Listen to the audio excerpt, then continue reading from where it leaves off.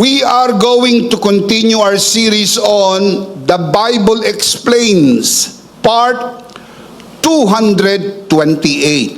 Today, we are going to continue our discussion on the end time prophecy from Grace Perspective, part 9.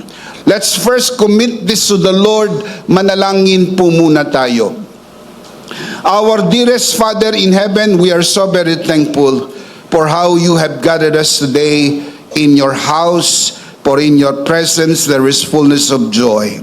Thank you so much for these beautiful people who came here today to worship you and to receive your word.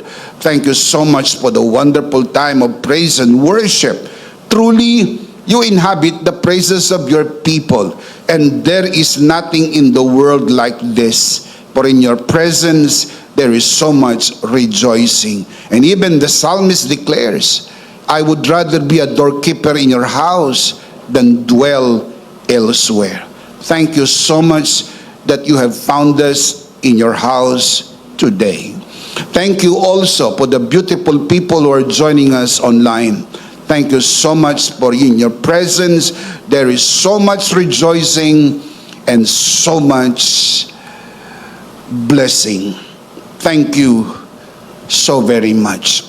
We commit to you this time, even this learning time, and it is our prayer that everything that will be said and done only by your grace, for your glory, we pray in the name of Jesus, our Lord and Savior, by the power of the Holy Spirit. And everybody would just simply say, Amen. Palakpakan po natin si Lord. Amen.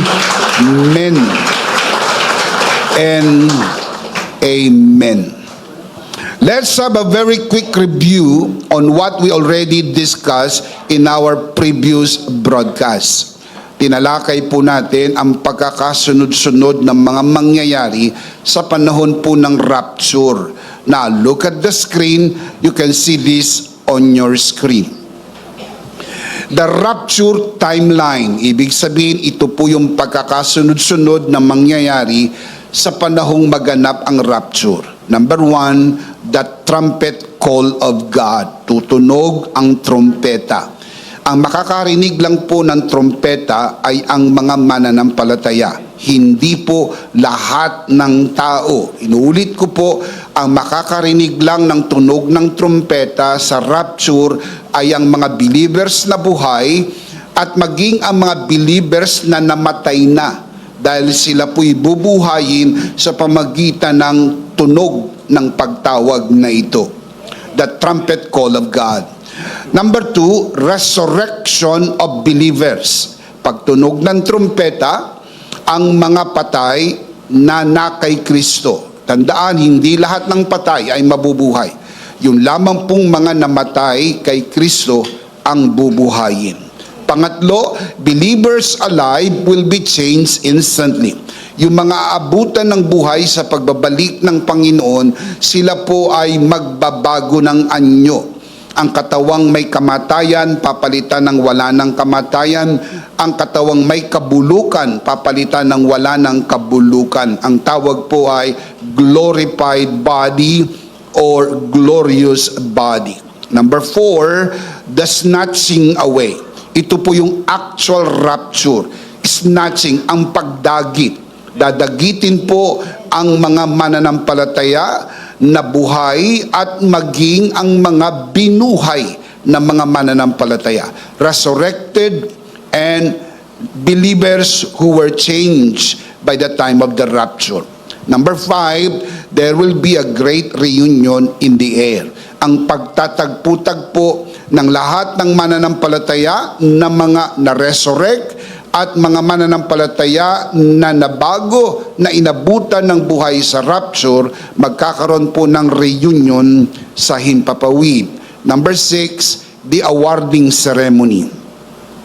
Ito po ay ang pagbibigay ng gantimpala sa lahat ng mga ipinaglingkod natin sa Panginoon. Tandaan po, ang kaligtasan ay hindi po premyo, ito po ay regalo. Matapos mo matanggap ang regalo ng kaligtasan, ikaw ay nagsimulang maglingkod sa Panginoon. Ang iyong paglilingkod ay nagawa mo lang dahil din sa biyaya ng Panginoon. Super bait ng Panginoon. Mantakin mo, niligtas ka na sa biyaya, binigyan ka ng biyaya para makapaglingkod ka. Ngayon ang ipinaglingkod mo, gagantimpalaan pa. Wow! Mabuti talaga ang Diyos. And number 7, magkakaroon ng the wedding feast. Ito po yung kasalan na mangyayari sa himpapawid o mangyayari pagkatapos ng rapture, kung saan ang iglesia na katulad ng babaeng ikakasal at si Kristo ang lalaking ikakasal, magkakaroon po ng 7 years of celebration sa langit, habang ang mundo naman ay dadaan sa 7 years great tribulation. Nabanggit ko po ito sapagkat natalakay naman na po natin ito sa ating mga previous broadcast. Ang nais ko pong pagtuunan natin ng pansin ay ang pang-anim, the awarding ceremony. Dahil ito po ang pag-uusapan nating madetalye sa araw na ito, at kung di man natin matapos hanggang sa susunod na linggo. The awarding ceremony is called in the Bible the judgment seat of Christ. And it is called Bema judgment. You can see this on your screen. Ang Greek word ay Bema judgment. Ang judgment po na ito ay exclusive lang para sa mga resurrected believers at mga raptured believers. Hindi po kasali dito ang mga unbelievers. Meron pong separate judgment para po sa mga unbelievers. We are going to talk about them some other time. The Bible calls it the Great White Throne Judgment. Yun po naman ay exclusive for the unbelievers. Wala pong believers doon sa Great White Throne. In the same manner, wala pong unbeliever dito sa tinatawag na judgment seat of Christ. Ito po'y tinatawag na awarding ceremony. 1 Corinthians chapter 5 verse 10, the Apostle Paul writes, "For we must all appear before the judgment seat of Christ." Ang Greek word po ng judgment seat ay Bema.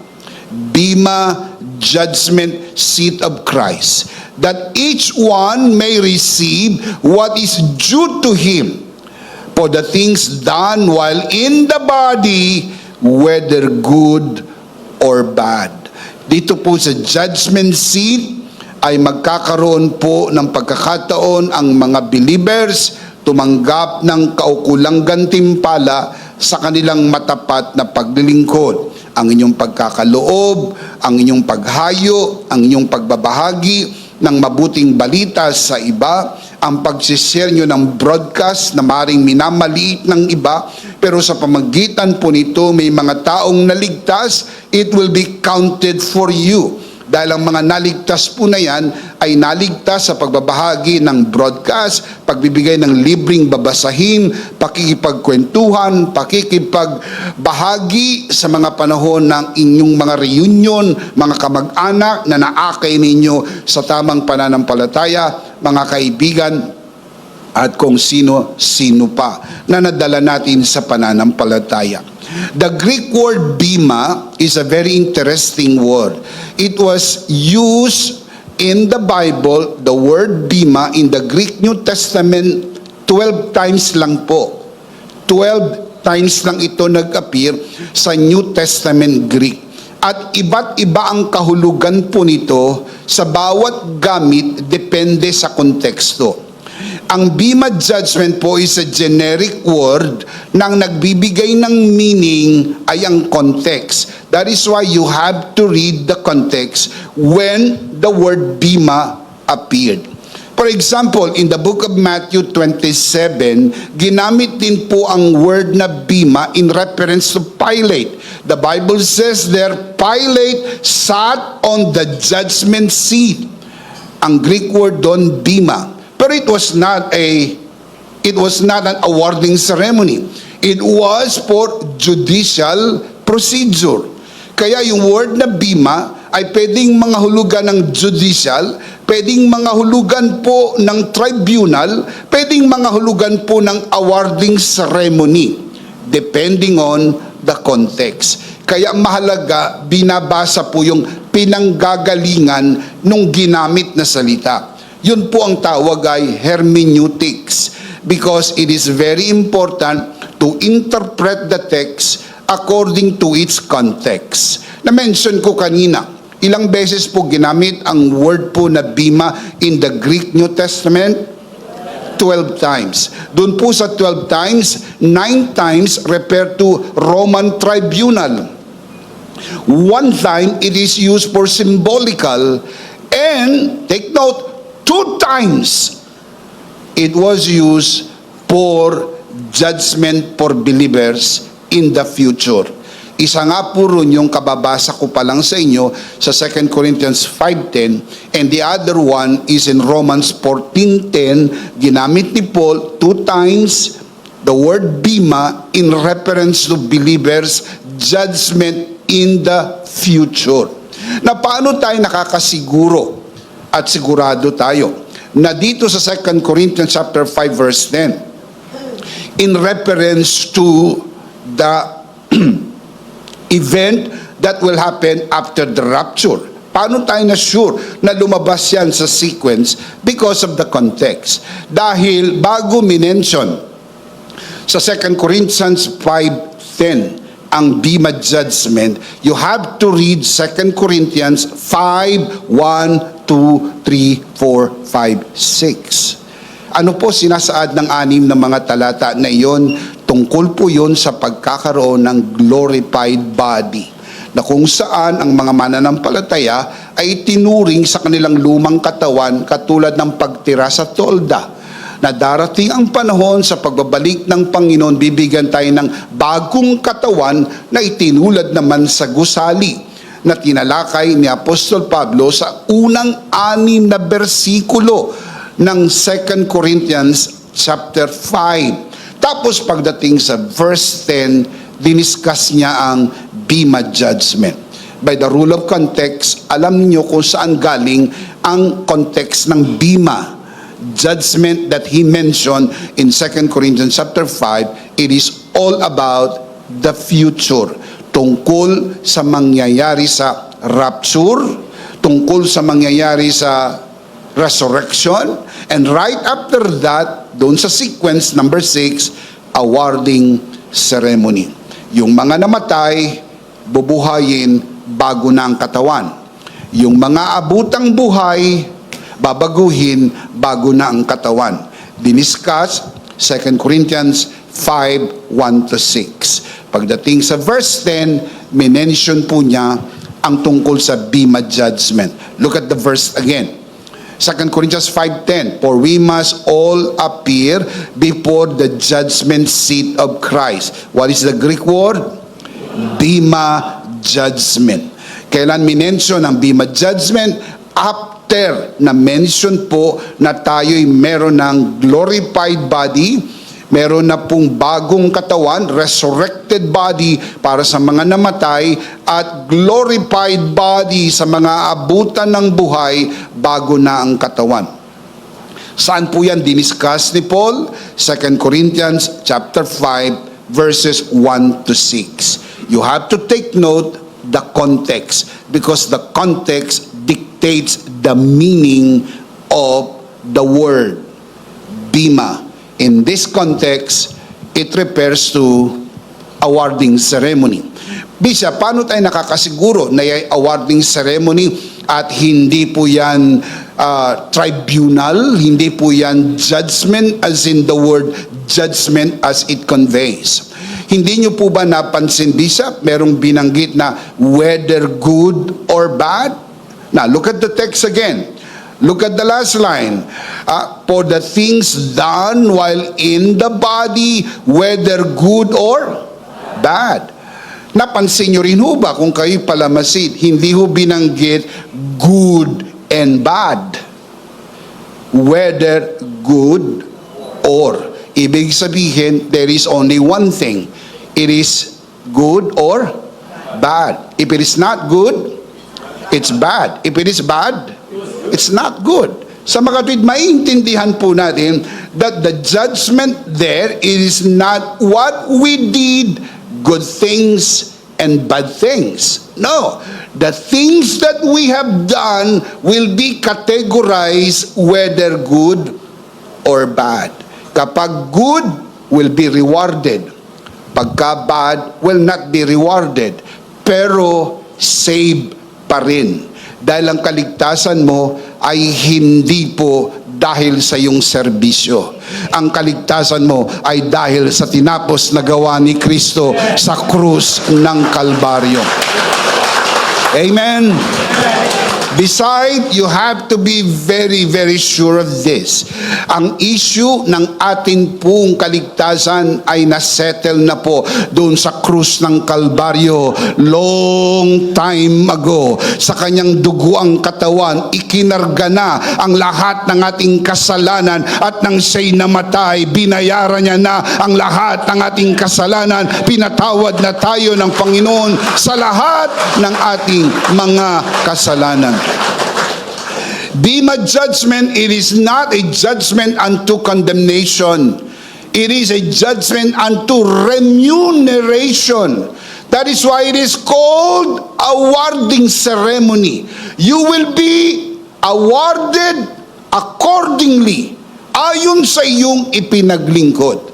Kaya mahalaga na maging tama ang ating paglilingkod upang ito'y magantimpalaan. The word good comes from the Greek word agathos. Literally means worthwhile. In Tagalog, may pakinabang. Ulitin natin, agathos. Everybody say the word agathos. Agathos. Ibig sabihin po, worthwhile sa Tagalog, may pakinabang. On the other hand, the word bad comes from the Greek word paulos. Literally means worthless, not morally or ethically bad or evil. Hindi po ibig sabihin ng bad dito ay evil. Ang ibig sabihin po ng bad, paulos, meaning worthless. Sa Tagalog, walang pakinabang. Sa makatwid, ang paglilingkod natin ikakategorize sa dalawa. May pakinabang o walang pakinabang. Hindi ko sasabihin dito kung marami kang nagawa. Ang pag-uusapan, yung bang nagawa mo ay good, agathos, may pakinabang? O yung ginawa mo po ay paulos, walang pakinabang? Hindi pag-uusapan dito kung pagod na pagod ka. Hindi pag-uusapan dito kung magkano ibinigay mo. Hindi pag-uusapan dito kung gaano kahirap na hirap, puyat na puyat, pagod na pagod, at ang dami mong sakripisyong ginawa. Hindi po. Ang pag-uusapan po, lahat ng iyong ginawa, merong bang pakinabang o wala. Dahil kung may pakinabang, gagantimpalaan. Kung walang pakinabang, walang gantimpala. Makinig, maigi, mga kabiyaya. The Greek text mainly uses two words to refer to what is morally bad or morally evil. Ang dalawang Greek words na ito ay kakos and poneros. Ulitin ko, dalawang salita lang sa buong Greek New Testament ang ginamit na Greek words in reference to morally evil or morally bad. Kakos and poneros. Wala nang iba. In other words, yung pong word na paulos is not morally bad or evil. It is good, actually. It is just worthless. Maganda naman, wala lang pakinabang. May mga bagay pong ginagawa natin, maganda naman, pero walang pakinabang. Ang mahalaga, makita natin yung gawa natin, may pakinabang. Kaya, you have to work not hardly, but smartly. You have to place your money where your money will work. Pag nilalagay mo ang pera mo kung saan ang pera mo'y nagagamit para mas maraming kaluluwa ang maabot, yung pera mo gumagana para sa iyo. Dahil lahat ng kaluluwang maabot dahil sa iyong tulong ay maibibilang na pakinabang na iyong ipinaglingkod sa ating Panginoon. Amen? Amen? Sa mga tuwid, hindi lahat ng pagbibigay ay may pakinabang. Hindi lahat ng serbisyo ay may pakinabang. Alamin natin kung ating paglilingkod ay may pakinabang. Yun po ang contrast ng agathos sa Paulos. Paano ko malalaman, Bishop, kung aking paglilingkod ay may pakinabang? Kaya nga pag-uusapan natin ito. Dahil ayaw naman natin sa tagal-tagal ng ipinaglilingkod natin, pagod na pagod tayo, mula pa sa pagkabatay naglingkod na tayo, mula pa sa ating pagsisimula ay pagod na tayo, tapos magugulat tayo, wala naman palang pakinabang ang ating paglilingkod. The issue at the Bema judgment is not moral issues of right and wrong or good and evil, but whether our service to the Lord is worthless or worthwhile. Dalawa lang. Worthless, walang pakinabang. Worthwhile, may pakinabang. It is not an issue of salvation. I am repeating this. Hindi to issue ng kaligtasan. The mere fact na ito'y mangyayari after the rapture, ibig sabihin na rapture ka na. So ligtas ka na. Hindi naman yata tamang na rapture ka pas bigla ka pa ibabagsak. Pangalawa, it's already done. Meron ka ng glorified body. Hindi ka naman bubuhayin kung patay ka na o ikaw naman ay babaguhin kung wala ka kay Kristo. Dahil ang resurrection ay para sa mga nakay Kristo. At ang pagbabago nga abutan ng buhay ay para sa mga nakay Kristo. The mere fact na ikaw ay na-rapture, already saved. Okay? Kailan ang judgment seat? After the rapture. Guaranteed na ang salvation mo. Kaya lang matapos kang ma-rapture, susumahin na ngayon ang iyong ipinaglingkod. Ipinaliwanag ito ni Apostle Pablo in a very detailed manner. I'll show you the verse. 1 Corinthians chapter 3 verse 11 following verses. For no one can lay any foundation other than the one already laid, which is Jesus Christ. Let me ask you the question. Who is the foundation? Come on, I cannot hear you. Who is the foundation? Jesus Christ. No other foundation. Dito tayo nagsisimula. Ang pagtatayo po ba ng istruktura o gusali ay nagsisimula sa pundasyon? Exactly. This is all our starting point. Jesus. Receive Jesus. You are saved not by works, saved by grace alone, through faith alone, in Christ alone. Very clear po yan. You are not saved by grace plus works. You are not saved by works. You're only saved by grace alone, through faith alone, in Christ alone. Can you say amen? Amen. Sa verse 11, already saved ka na because you already have the foundation. Look at verse 12. If any man builds on this foundation. Who is the foundation?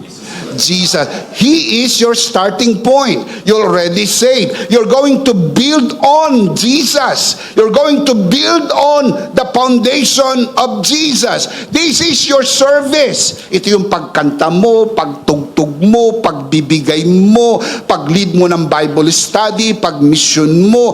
Name it. Lahat ng pwede mong gawin. May nakakakita o wala, may nakakaalam o wala.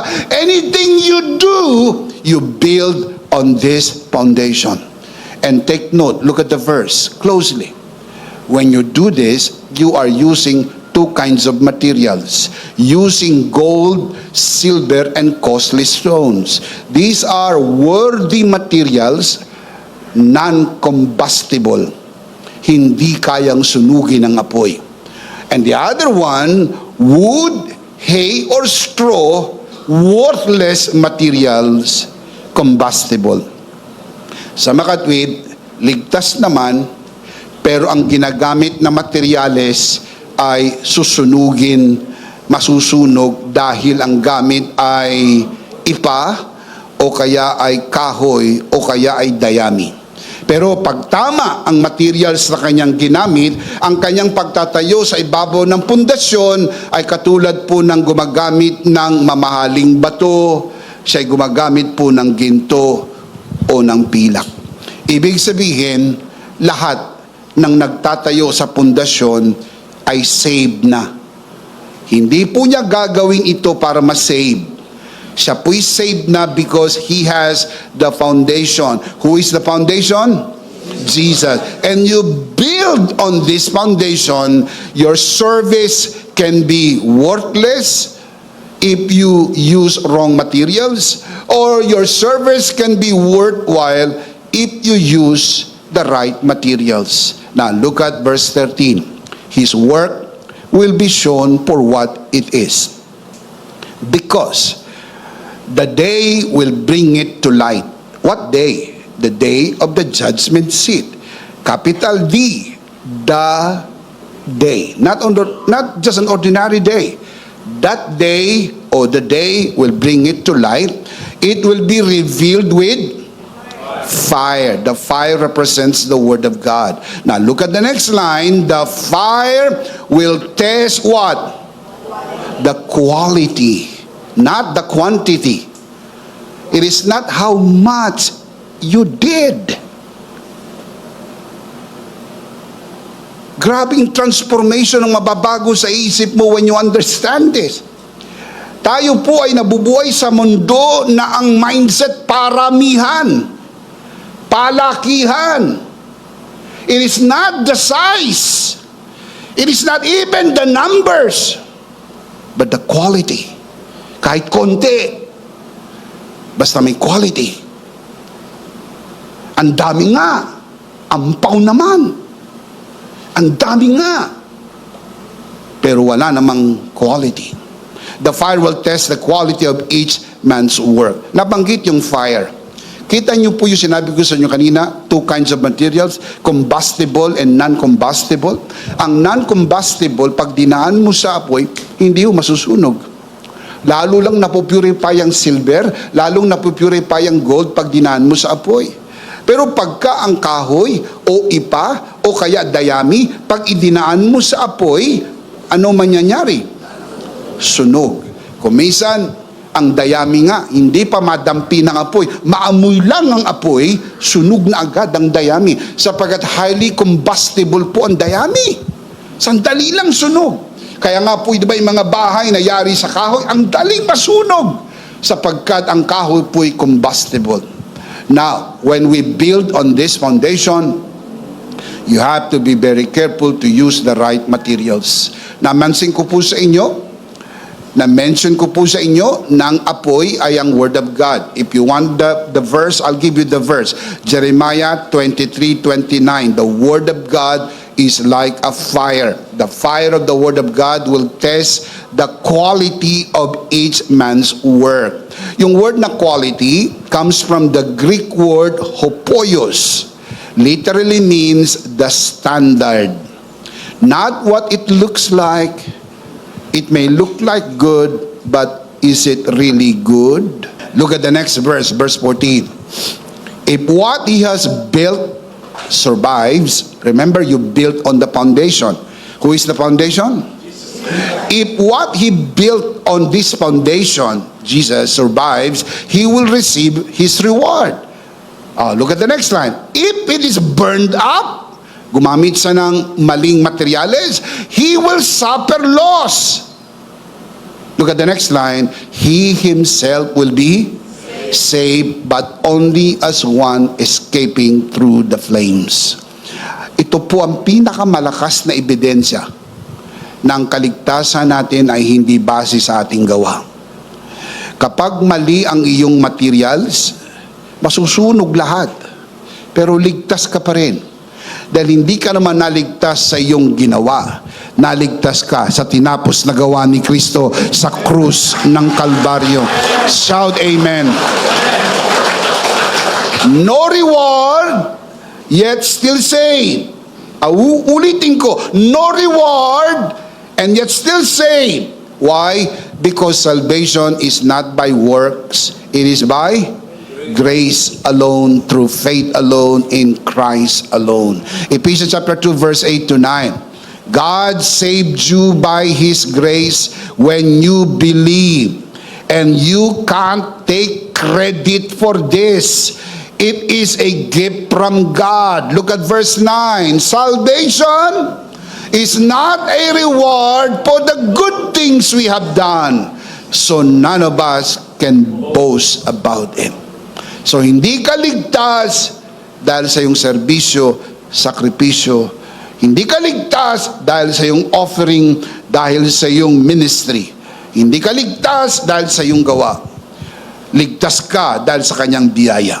At kaya mo naman nagawa yung mga ginawa mo dahil sa biyayang naibigay din sa iyo. Hindi ka nagbibigay para pagpalain. Ikaw ay nagbibigay dahil ikaw ay pinagpala. Ano naman ang ibibigay mo kung di ka pinagpala? Ha? Hindi ba't magsisimula mo ng pagpalain ka? Nung pinagpala ka, kaya ka nakakapagbigay. Ano ba nauna? Inhale o exhale? Tagal niyo pinag-isipan. Ulitin ko, anong nauna? Inhale, exhale. Eh ano naman ang exhale mo kung di ka nag-inhale? Inhale ka muna. Tanggapin mo muna yung grasya. At pag natanggap mo yung grasya, mas madali nang ibigay ang para sa Panginoon. Magbigay sapagat pinagpala ka na ng Panginoon. Shout amen. So hindi ka ligtas dahil sa iyong ginawa. Niligtas ka dahil sa tinapos na gawa ni Kristo. Ngayong ligtas ka na, gagawa ka para ipatong sa pundasyon na si Kristo nga mismo. Tapos napakabait ng Diyos. Basta naging tama ang materyales na ginamit mo, gagantimpalaan ka. Kung mali ang materyales na ginamit mo, ligtas ka pa rin. Kaya nga dapat turuan tayong gumamit ng tamang materyales para wag namang masayang ang ating paglilingkod. The question is this: what will be the basis for giving rewards at the Bema Judgment? Gusto nyo po ba? Tanungin ko po kayo. Dahil kung hindi naman, wag na natin ituloy itong pinag-uusapan natin. Tapusin na natin ito at mag-offering na tayo. Tanong ko, gusto nyo po ba masigurado ng inyong paglilingkod ay katulad ng paggamit ng tamang materyales? Yes. Do you want to secure rewards in the Bema Judgment? Yes. I'll give you the word of God. Number 1, you can see this on your screen. Number 1, the basis of rewards. Number 1, motives of your heart. You have to be extra careful with the motives of your heart. Listen to me, my dear brothers and sisters. Your motives is only between you and the Lord. No one sees that. Hindi ho yan malalaman ng kahit na sino. It's between you and the Lord. That is why you have to settle it before the Lord. I'll give you the verse. 1 Corinthians chapter 4 verse 5. Therefore, judge nothing before the appointed time. Wait till the Lord comes. He will bring to light what is hidden in darkness and will expose the motives of men's hearts. Look at the next line. At that time, the time he exposed the motives of man's heart, at that time each will receive his praise or reward from the Lord. Ang basis ng judgment is the motives of the heart. Why you do that? Why you do that? Why you give that big amount? Why do you serve God with all your might? Parang di ka napapagod. You're serving the Lord with all your might. The question is, why? Anong motibo sa likod ng lahat ng ito? Let me give you the warning. God's work can be done with wrong motives. You can be doing the right thing for the wrong reason. You're doing the right thing. You're giving, you're praying, you're reading your Bible, you're serving the Lord. But you can be serving the Lord. Let me rephrase that. You can serve the Lord and do that with the wrong motive. I'll show you the verse. Kaya nga may warning eh. Obligasyon ng bawat pastor laging babalaan ang kanya pong mga nasasakupan. Sapagkat gusto po natin lahat ng ating ipinaglilingkod ay huwag mawalan ng kabuluhan. Can you say amen? Hindi pa huli ang lahat. You may have started with the wrong motive, but you can fine-tune.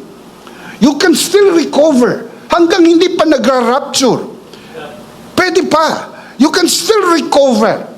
You can still fine-tune. Ayusin mo lang yung motive mo. At ito'y magagantimpalaan. I'll show you the verse. Philippians chapter 1 verse 15 following verses. Paul writes, "It is true that some preach Christ out of envy and rivalry, but others out of goodwill. They preach the same message. They preach Christ with two different motives. One is out of envy and rivalry, and the other one is out of what? Goodwill." Big warning ito. You can be doing the same thing with a different motive with other people. Anong motive niya? Anong motive ko? The thing is, hindi ako concerned sa motive niya. Kasi sasagutin niya yan sa harapan ng Panginoon. Yung motive ko. Why am I doing this? Why am I preaching Christ? Now look at verse 16. The latter do so in love, that is the right motive, knowing that I am put here for the defense of the gospel. 17. The former preach Christ out of what? Selfish ambition, not sincerely, supposing that they can stir up trouble for me while I am in chains. Pwede naglilingkod sa Panginoon na mali ang motibo. Now, this message has no intention to condemn anyone. But this message has all the intention to mirror our hearts. Not only you, including me. Don't you ever commit that error na itong mensahe ito para sa inyo lang. Para sa atin po ito lahat. I may be facilitating the truth, but I must adhere to the message. Dapat nating pakinggan ang mensahe na ito dahil hindi ito mensahe ni Bishop. Mensahe ito ng Panginoon para sa atin. Salaminin natin ang ating sarili. Am I doing this out of love or am I doing this with selfish ambition, not sincerely? Always judge your motive. Always. Don't judge the motives of other people, but you have to do with your motives. 1 Corinthians 11:31. But if we judge ourselves, we would not come under judgment. Pag lagi mong tinatanong ang sarili mo, anong motibo ko? Ba't ko ito ginagawa? Pag pumapasa ang motibo mo, hindi ka nahahatulan sa araw na iyon sa maling motibo. Always do the right thing for the right reason. I want to say that again. Always do the right thing for the right reason. Having said this, in light of this truth, let me give you 3 life application on how we should do things, do the right things for the right reasons, and secure our rewards at the Bema judgment. Let me give you 3 life application. Number 1, do it because you love God. You have to do everything because you love God. That is the highest of all motives. I do this because I love God. May nakatingin, wala. May palakpak, wala. May recognition, wala. Hindi ka affected. Kasi ginawa mo yan para sa Panginoon. Pero pag ginawa mo yan for political exhibition, affected ka. Hindi man lang ako na-appreciate, di man lang ako nabigyan ng recognition, di man lang ako nakamayan, di man lang ako etc. etc. Now I'll show you the verse. And please remember this. Before I show you the verse, please take note of this. Do it because you love God. Not to earn His favor, but in response to the love He first poured out into your heart. His love is the source of your love is overflow. The source is the love of God. Our love is the overflow. Umaapaw ang pag-ibig ng Diyos na ibinigay sa atin ng Diyos. Ang pinagmula ng pag-ibig ay ang Diyos. Pero ikaw ay daluyan ng kanyang pag-ibig. Look at the verse. 1 John 4:10. This is love. Not that we love God, but that He loved us and sent His Son as an atoning sacrifice for our sins. Ang tunay na pag-ibig, sabi po ni Apostol Juan, ay hindi yung mahal natin ng Diyos. Hindi yun. Apaw lang yun, apaw. Kundi yung mahal tayo ng Diyos. Yun po yung source. Tatanungin ko kayo, kung walang source, walang overflow. Correct? Kaya lang may overflow dahil mayroong source. Ang source ng love, sabi ni John, this is love, not that we love God, but that He loved us. And how did He do that? How did He show His love? He sent His Son as an atoning sacrifice for our sins. Ngayon, tinanggap na natin ang pag-ibig ng Diyos, it's time to overflow. Kaya lahat ng service mo, overflow.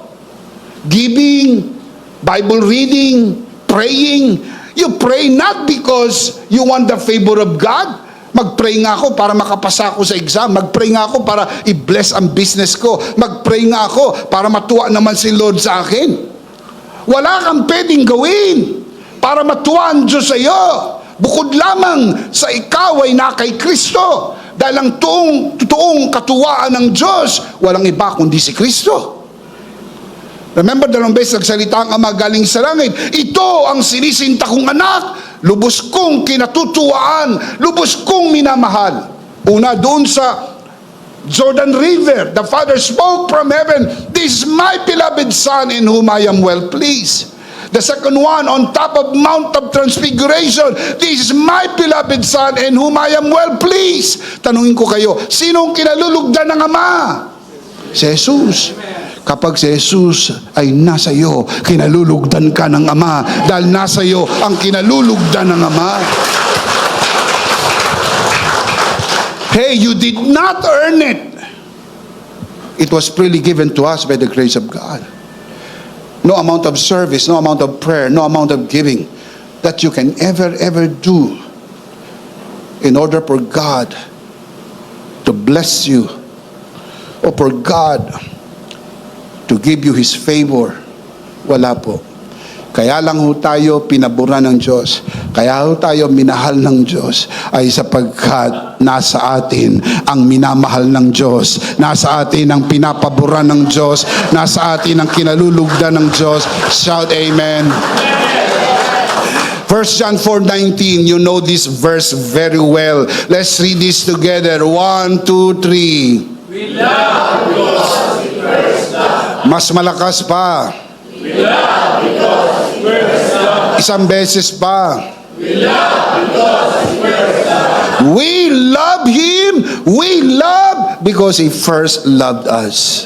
How did He love us? He sent His only Son as an atoning sacrifice for our sin. Lahat yung sinabi sa 1 John 4:10, 1 John 4:19, the same chapter. In-explain sa atin na tayo minahal ng Diyos. 1 Corinthians 16:14, do everything in love. Gawin mo dahil sa pag-ibig. Salamat po sa love gift, pero hindi mo ginagawa ito para sa love gift. May love gift o wala, gagawin mo pa rin ito sapagkat siya ang unang nagmahal sa iyo. Hindi sa lahat ng panahon may love gift. Salamat sa mga panahong mayroon. Salamat sa mga nagmamahal. Salamat sa mga nakakaalala. Pero hindi ho yun ang motivation why you do service. Hindi ho yun ang motivation. The only motivation is do everything in love. 1 Thessalonians 1:3. We continually remember before our God and Father your work produced by faith. What's the next line? Prompted by love. Sa Tagalog, ang paglilingkod na udyok ng pagmamahal. Sa makatwid, hindi ka naglilingkod para mahalin ka ng Diyos. Minahal ka ng Diyos at ang iyong paglilingkod ay apaw na lamang ng pag-ibig na ibinigay sa iyo ng Diyos. Palakpakan si Lord. Umapaw! Amen? Well, I wish I had even more time to fully develop this, but get a copy of this ebook, Practicing His Love. I discuss more about this on this ebook, Practicing His Love. To receive His love is one thing, but to practice His love on an everyday basis is another thing. So para ma-secure natin ang ating pong gantimpala doon po sa judgment seat, number 1, do it because you love God. Do you love God? Amen. Why do you love God? Because He first loved us. Palakpakan natin si Lord. Amen. Amen. Number two, do it because you want to honor God. Gawin mo yan dahil gusto mong parangalan ng Diyos. Yan ang mga motibong pumapasa. Yan po yung mga standard. Pag yan ang motive mo na poproteksyonan, nagagalvanize ang iyong service, you want to honor God. Kaya kung hindi ka ma-honor sa iyong paglilingkod, hindi ka bothered. No problem, sir. No problem. You don't have to worry. Because I did it to honor God. Can you say amen? I'll show you the verse. 1 Corinthians 10:31. So whether you eat or drink, whatever you do, kahit ano, whatever you do, do it all for the glory of God. Lord, ginagawa ko ito para sa iyo. Para sa iyong kapurihan. Gusto ko maluwalhati ka po sa buhay namin na pinagpala mo. Gusto ko po malaman ng buong mundo na ang taong ito ay walang-wala. Kaya lang mayroon ako dahil pinaburan mo ko, pinagpala mo ko, biniyayaan mo ko. Alam niyo po ba, bago namatay si Alexander the Great, meron po siyang 3 kahilingan. Nasabi niya pagka namatay siya, ito ang gagawin sa kanya. Una, ilagay siya sa isang bukas na kabaong, open coffin. At gusto niya nang magbuhat ng kanyang kabaong ay ang mga doktor na gumamot sa kanya. At gusto niya pag ipinarada ang kanya pong bangkay sa loob ng bukas na kabaong, nakalabas ang kanyang 2 kamay. At lahat ng kanyang kayamanan ay isasaboy sa kanyang dadaanan habang ipinaparada ang kanyang bangkay. Tinanong siya ng kanyang tapat na katiwala, bakit po ganun ang inyong kahilingan? Sapagkat gusto kong malaman ng buong mundo na si Alexander the Great ay namatay dahil walang nagawa ang aking mga doktor. Gusto kong malaman ng buong mundo na si Alexander the Great ay namatay. Bukas ang kanyang kamay, wala siyang nadala. At lahat ng kanyang naiwanan ay nasa kalsada. Kailan natin matututunan ang katotohanan ito? Lahat ng mayroon tayo ay dahil lang sa kabaitan ng Diyos, dahil lang sa kabutihan ng Diyos, dahil lang sa pabor ng Diyos. Pag malinaw yan sa iyo, hindi ka struggle sa giving.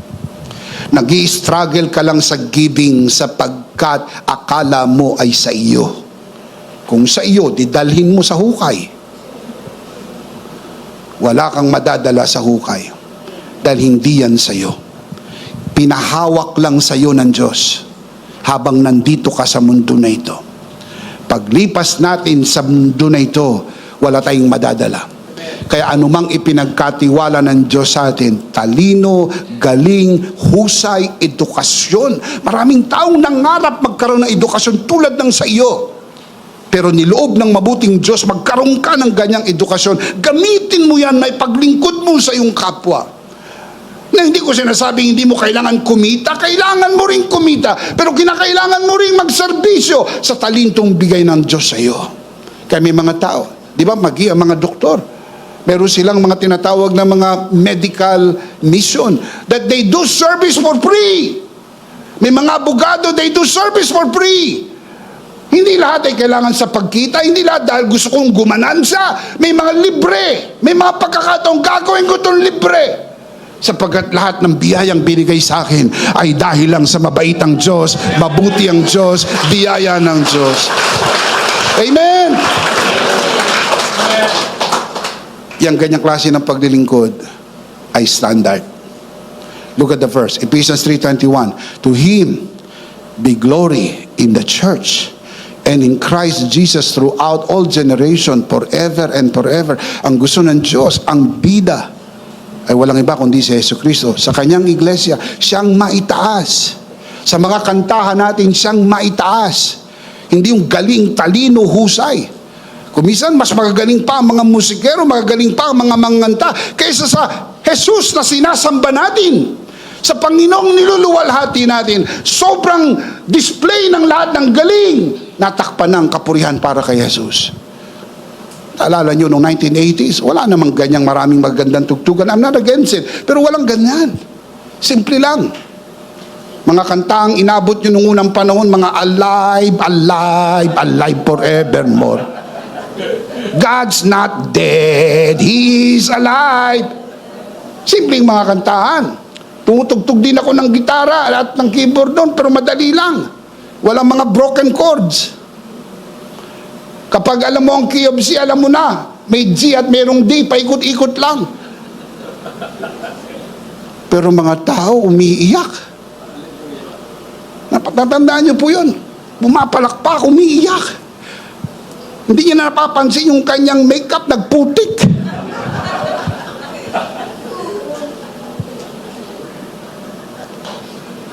Bakit?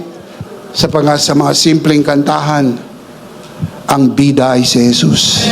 Naitataas ang pangalan ni Jesus, naluluwalhati ang pangalan ni Jesus. And please don't get me wrong, I am not against of all these great talents of this musician. God forbid, a million times no. Thank God. Salamat sa buhay ninyo ng mga talino nyo at galing sa pagtugtog ay ginagamit ninyo para may paglingkod sa ating Panginoon, para maluwalhati ang Panginoon. Amen? Do it to honor God, not for recognition, but in gratitude for His grace.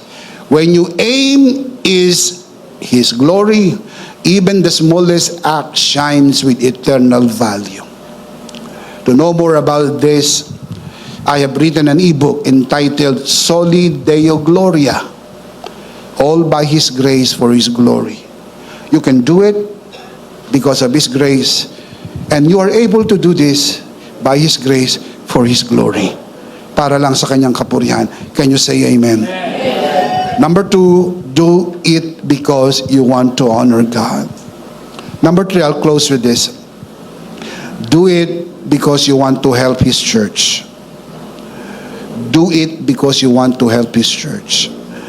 Kaya mo ginagawa itong paglilingkod na ito dahil gusto mong tulungan ang iglesia ng Panginoon. I'll show you the verse. 1 Corinthians 12:7. The Holy Spirit displays God's power through us, through each of us. Again, the Holy Spirit displays God's power through each of us as a means of helping. Look at the verse. As a means of helping the entire church. The entire church. Not just your local church, but the entire church. That is the heart and soul of EMI. The Lord's community is our church. EMI is our ministry. Ang pinakamalaking bulk ng budget ng the Lord's community goes to EMI because EMI is serving the body. That's the reason why we are able to serve more than 500 churches and over thousands of pastors in over 40 international locations and also throughout Luzon, Visayas, and Mindanao. Mismo pera na natin. Sasabihin natin, pera natin yun. Dapat church natin ang gumamit. Dapat church natin ang makinabang. Dapat gamitin natin para sa ating church. No, why we do not do that? Because of this verse. You have to do it to help the entire church. Pagdating sa langit, wala na po ang local churches. Pagdating sa langit, meron na lang isang church, ang church ng Panginoon. What have you done to help the church? Ano yung nagawa mo? Kakita nyo po nakakatuwa, yung mga partners natin sa EMI, silang nagbubukas ng simbahan para magkaroon ng mga outreach, mga Bible school outreach natin sa iba't ibang mga lugar. Kaya meron po tayo sa iba't ibang mga bansa, meron po tayo sa iba't ibang mga lugar sa Pilipinas sapagkat may mga partners po tayo. They got the vision, nakuha nila yung pangitain, binuksan ng simbahan, naging sentro kung saan maraming mga pastor nag-aaral doon. Sa pamagitan ng EMI Pastors Academy Online, nakakapag-aral po tayo at nakakapagturo sa marami po sa iba't ibang bansa. Mabuti ang Diyos. Can you say amen? Amen. Kasama nga natin dito yung mga kamag-aral po natin ngayon from EMI Australia. Pwede ba kayong tumayo, Pastor Edwin at Pastora Ethel? Ayan. Praise God. Mga students po natin sila sa EMI Australia. Imagine, meron tayong mga students from Japan, pupunta po sila rito, students from UAE, from Jeddah, different parts of the world, Malaysia, iba-iba pang mga lugar kung saan hindi naman natin magagawa yon kung walang partnership. Saan man tayo kukuha ng resources na ganyan? Hindi naman ako kontraktor. Saan tayo kukuha ng resources? Paano nangyayari? Kanta-kanta kayong iba. Paano nangyayari? Paano nagagawa ng EMI yan? Siguro napakayaman ni Bishop Emmy para magawa yan. Hindi po. Kaya lang mo ito nangyayari sapagkat may probisyon ng Panginoon para sa kanyang gawain. Amen. Amen. Why? Kasi may mga nakakapture ng vision. Naintindihan nila. We have to help the entire church. Not just local church. Don't be the kind of person na parochial mentality. Church namin, church namin, church namon, church namon, church namon. Mga batid, wag yung church nyo ang isipin nyo. Ang isipin nyo yung church ng Panginoon sa kabuuan. Ilang simbahan ng mayroong puso na handang gumastos para sa iba. The last time we checked, we already spent more than 10 million pesos to provide pre-education for many pastors for so many years. Worth of education. Laking pera ho nun. Yun yung worth ng education. Hindi ho yun cash. Huwag niyo akong hanapan ng cash. That is the worth of education na kung siningil namin, we have 10,000 pesos para po sa, rather 10 million para po sa EMI. Wala ho kaming ganung amount kasi ibinigay namin ng libre because we want the body of Christ to benefit from the ministry of EMI. Palakpakan natin ang Panginoon. Praise God. Amen. Well, I'll give you the pattern. I'll show you the verse. Everything I try to share with you is in the Bible. Philippians chapter 4, verse 15. Moreover, As you Philippians know, in the early days of your acquaintance with the gospel, when I set out from Macedonia, sabi ni Paul, not one church shared with me in the matter of giving and receiving except you only. He was talking to the Philippian church, right?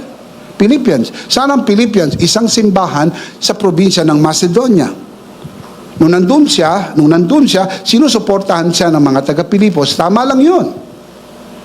Tama lang yun kasi naglilingkod si Pablo sa mga taga-Pilipos, kaya sinusuportahan ng mga taga-Pilipos. Tama lang po yun. Now, look at verse 16. For even when I was in Thessalonica, you sent me aid again and again when I was in need. Anong nakapansin-pansin? Wala na siya sa Pilipos. Nasaan na siya? Thessalonica. Nandun na po siya sa Thessalonica. Nagpapadala pa rin sila ng tulong sapagkat ang kanilang pagbibigay ng tulong ay hindi parokyal. Hindi para... Kasi madali magbigay. Church namin makikinabang nito eh. Kami naman eh. Madali magbigay. Pero kung ang ibibigay ninyo makikinabang ay ang ibang simbahan, ibang mga pastor, hindi lahat ng tao bukas ang isip. Pero ang tawag po dyan, kingdom mentality. Nang kaisipan mo na yung ating nalilikom ay maitutulong natin sa iba na walang kakayahang mag-aral. Minsan mga pastor, wala akong magpambayad. Kulang pa nga ang allowance. Na ibang mga pastor po ay nagsa-sideline pa. Nagtitinda ng kung ano-ano para mag-augment, bumabiyahe, para ma-augment lang yung kanilang mga pangangailangan. Tapos saan ka pa kukuha ng pambabayad po nila para mag-aral? And yet here we are, giving them the opportunity. There was a time they have to go here. Gone are the days. Ngayon yung school po, hindi na nila pinupuntahan. Yung school ang pumunta sa kanila. There was a time that they have to set aside time para sa kanilang pag-aaral. Pero ngayon, mga kapatid, ay ang schedule is mula po sa pinakamagaang at maluwag na schedule para sa kanila. Para walang maidahilan at may paglingkod. Bakit ko po ito sinasabi? Sapagkat ang tunay na standard ng paglilingkod ay hindi po parokyal. Ang standard ng paglilingkod dapat po ay kingdom mentality. Kahit hindi ko kapangalan ng aming simbahan, basta may pastor na gustong mag-aral, libre ang pag-aaral at matuto ng salita ng ating Panginoon. Shout amen. Ilan ang simbahan sa Macedonia? 3. Berea, Pilipos, tsaka Thessalonica. Lahat ito naitayo ni Apostol Pablo. Nung si Apostol Pablo nasa Pilipos, sinusuportahan siya ng mga taga-Pilipos. Nung pumunta na siya sa Thessalonica, hindi bumitaw ang suporta ng mga taga-Pilipos. Kasi kahit magkaiba na ang pangalan ng simbahan, isa pa rin ang Panginoon. We want to help the entire church. Can you say amen? Do it to help His church. His church, not our church. His church. For every act of service strengthens the body of Christ. Grace flows when we use our gifts, not for self, but for the good of His church. In whatever capacity you can be of service. Sabihin nyo sa inyong local church, Pastor, ano po ang maipaglilingkod ko? Tanungin mo ang sarili mo, anong yung talento, talino, husay, galing? Pwede akong magturo sa mga bata. Pwede akong kumanta. Pwede akong mag-lead ng Bible study. Pwede akong tumugtog. Tanungin mo ang sarili mo, pwede akong maging counselor. O ano man pwede mo ipaglingkod. Then coordinate with the local church. Sabihin mo, Pastor, ito ang aking talent, ito ang aking gifting. Saan nyo po pwede ma-employ? Because I want to serve the Lord.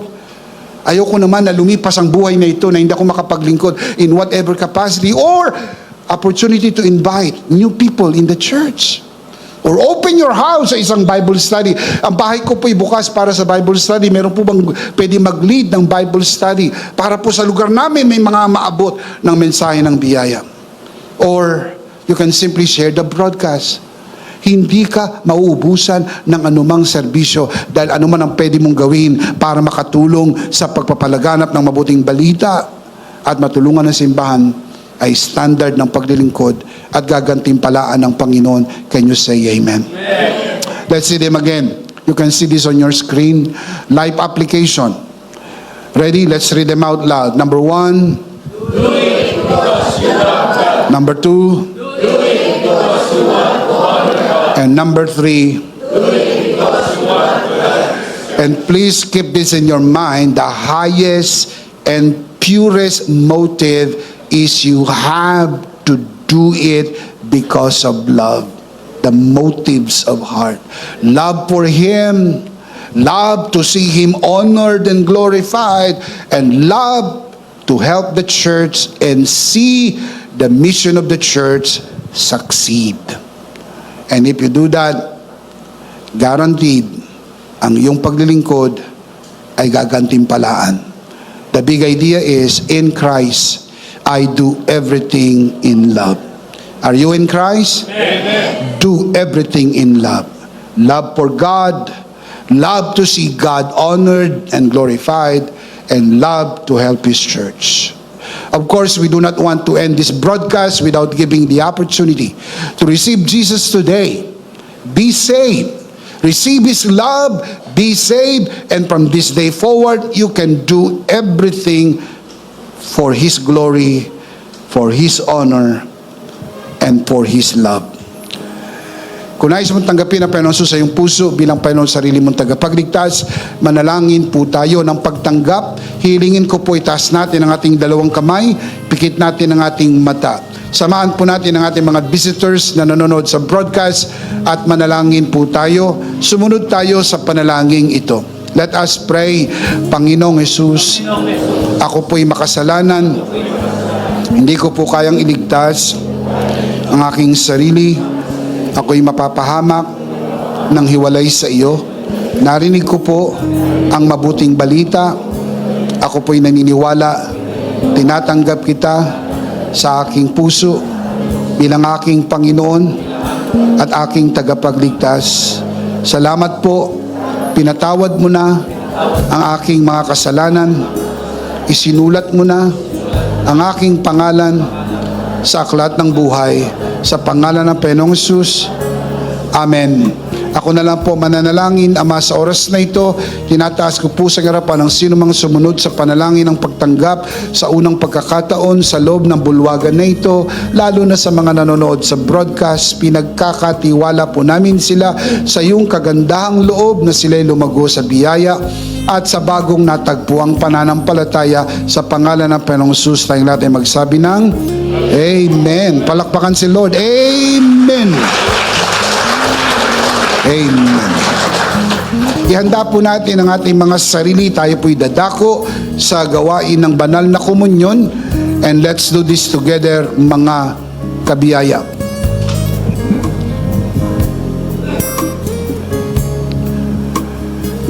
Alright, let's do this together, mga kabiyaya. Hawak-hawak po natin ang pinakamakapangyarihang simbolo ng tinapos na gawa ni Kristo sa krus ng Kalbaryo. Ito ang aral na tinanggap ko sa Panginoon at ngayon naman ay binibigay ko sa inyo.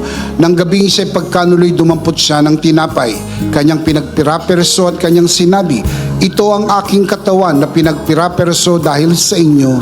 Gawin niyo to bilang pag-alaala sa akin. Sabay-sabay po natin gawin.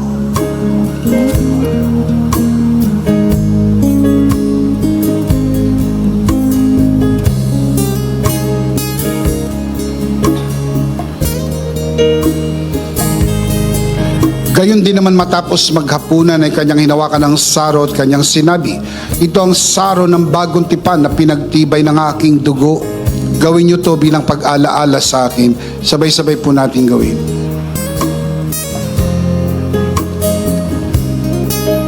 Ate po itaas ang ating dalawang kamay at sumunod po tayo sa panalangin na ito. Aming Ama, maraming salamat po sa aming Panginoong Hesukristo.